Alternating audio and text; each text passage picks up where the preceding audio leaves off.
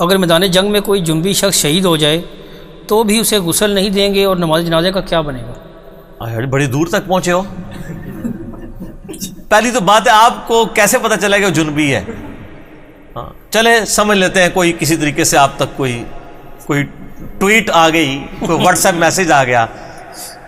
یہ بات صحیح ہے، صحیح بخاری میں حدیث ہے، نبی علیہ السلام نے غزوہ احد کے شہداء پہ نہ تو نماز جنازہ پڑھی تھی اور نہ ان کو غسل دیا تھا.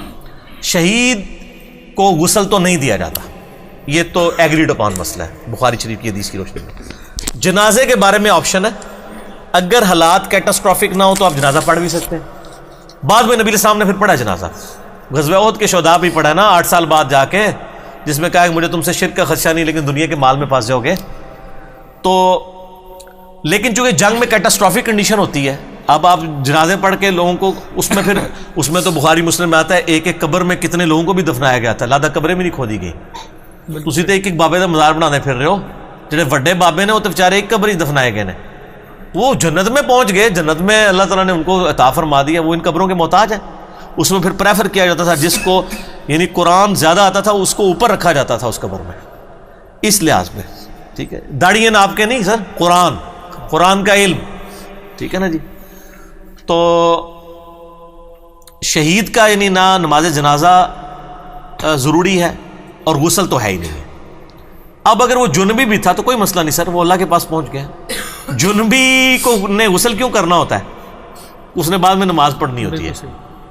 جنبی بھی کوئی نجاست نہیں ہے، ٹینجیبل نجاست تو نہیں نا. صحیح بخاری مسلم میں موجود ہے، حضرت ابو ہریرہ کہتے ہیں رضی اللہ تعالیٰ عنہ، میں ایک دفعہ جنبی تھا، میرے پہ غسل فرض تھا، نبی علیہ السلام کے ساتھ میں گیا، یعنی ٹہل رہا تھا، گھر سے باہر نکلا، نبی علیہ السلام مجھ سے باتیں کر رہے ہیں، باتیں کرتے کرتے کہتے میں چپ کر کے کھسکا، پیچھے گیا، غسل کر کے واپس آیا.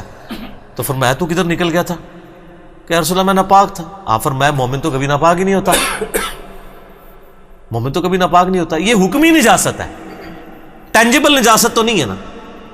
اب اگر جسم کے اوپر جتنے حصے میں وہ منی لگی ہوئی ہے وہ تو کوئی دھو لے تو فزیکل نجاست تو دور ہوگی، لیکن جب تک پورا نہیں نہائے گا وہ روحانی نجاست تو رہے گی. جو ریکوائرمنٹ ہے نماز کے لیے اس کو بھی چھوڑ دیں. وضو جو ہے اگر کوئی بغیر وضو بیٹھا ہے تو آپ اسے ناپاک کہیں گے، لیکن نماز کے لیے وہ ناپاک ہے، نماز کے لیے ایک سٹیپ اور طے کرے گا. تو اس کو کہا جاتا ہے حکمی نجاست اور ایک ہے حقیقی نجاست. غسل اور وضو یہ حقیقی نجاستیں نہیں ہیں دور کرنے کی چیزیں، یہ حکمی نجاست دور کرنے کی چیزیں. اس سے بھی ایک سٹیپ آگے جو مسلم میں حدیث موجود ہے کہ عائشہ کہتی ہیں نبی علیہ السلام بیٹھے ہوئے تھے مسجد میں، مجھے کہا بسترا پکڑا دے، میں نے کہا میں حیض سے ہوں. آپ میں حیض تیرے ہاتھوں میں تو نہیں گھس گیا؟ صحیح. تو یہ ساری حکمی نجاستیں ہیں، اس سے کوئی حقیقی طور پہ نجس نہیں ہو جاتا.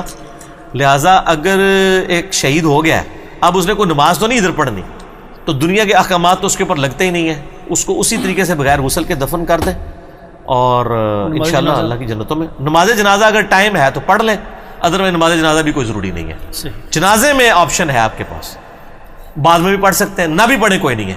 غزوہ احد والا آپ نے نہیں پڑھا جنازہ، سب کو اکٹھا دفنایا. تو جنگ کے لیے احکامات ڈفرنٹ ہے، وہ کیٹاسٹرافک کنڈیشن ہوتی ہے، ہنگامی حالات ہوتے ہیں. جی ایک صحابی کے بارے میں کہ ان کو ملائکہ نے غسل دیا. ہاں جی وہ تو ملائکہ، وہ نظر تو کسی کو نہیں آیا نا، وہی تو کہہ رہے ہیں یہ ساروں کو ملائکہ غسل دیں گے. ملائکہ جب غسل دے رہے تھے تو پانی ٹپکتا ہوا تو نہیں دیکھا نا، نبی علیہ السلام کو غسل نظر آیا نا.